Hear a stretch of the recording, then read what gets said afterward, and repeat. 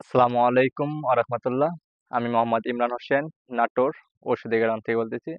আমাদের এই গ্রামে হচ্ছে সকল প্রকার ভেষজ উদ্ভিদ চাষ করে থাকি। হ্যালো ভিউয়ার্স, আমার হাতে যেটা দেখতেছেন এটা হচ্ছে শিমুল মূল। এই শিমুল মূলটা হচ্ছে বিভিন্ন রকমের শারীরিক দুর্বলতার জন্য কাজ করে থাকে। এই শিমুল মূলটা আপনারা কেউ দেখলে চিনতে পারবেন। এই দেখেন আমার হাতে গাছটা, এই শিমুল মূলটা এই জমি থেকে আমরা তোলা হয়েছে। এটা হচ্ছে আমার চাচার জমি। আর এরকম আশপাশে আপনি দেখতে দেখতে পাবেন বিভিন্ন বিশাল বড় বড় জমি আছে। এইসব জমিতে আমরা চাষ করে থাকি। পাশে আবার অ্যালোভেরার জমি।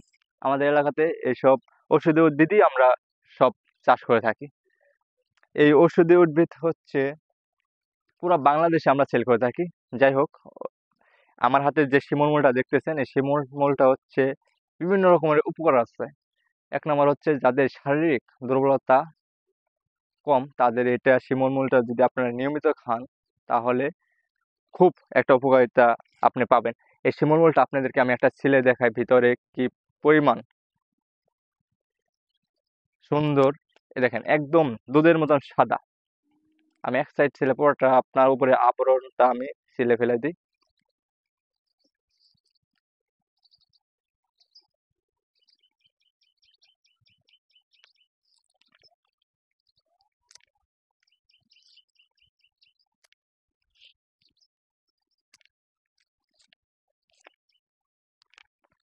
দেখতে পাচ্ছেন আমার হাতে শিমুলের মূল, ভিতরে আবরণটা একদম দুধের মতন সাদা দবদবে। এটা হচ্ছে আপনার খেতে হচ্ছে প্রায়, যেটা মিষ্টি আলু যারা চিনে থাকেন বা কেশর আলু চিনে থাকবেন, আপনারা দেখছেন বা খাইছেন, ঠিক এরকমই সেম। এর খুব একটা সুস্বাদু খাবার, মিষ্টি।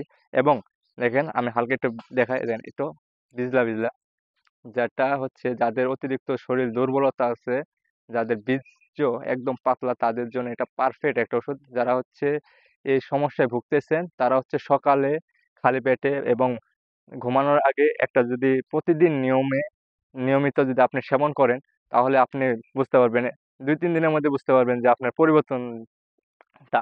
এবং যাদের মহিলাদের যে হচ্ছে, যাদের হচ্ছে অতিরিক্ত রক্তচাপ, তাদের জন্য পারফেক্ট একটা ওষুধ এটা হচ্ছে শিমুলের মূল। এবং যাদের হচ্ছে বিভিন্ন রকমের, যে এটা যদি প্রতিদিন খালি পেটে যদি আপনি একটা করে প্রতিদিন সেবন করেন, আপনার ইনশাল্লাহ আর ফার্মেসিতে যাওয়া লাগবে না। এবং এই শিমুল মূল দিয়েই আপনার হচ্ছে সব ধরনের রোগ থেকে নিরাশ পাবেন। যাই হোক, আপনাদেরকে বিভিন্ন রকমের ভিডিও বা ওষুধের বিষয় নিয়ে আপনাদের সাথে নেক্সট কোনো একটা ভিডিওর মাধ্যমে তুলে ধরবো। সবাইকে ধন্যবাদ। আসসালামু আলাইকুম আ রহমতুল্লাহ।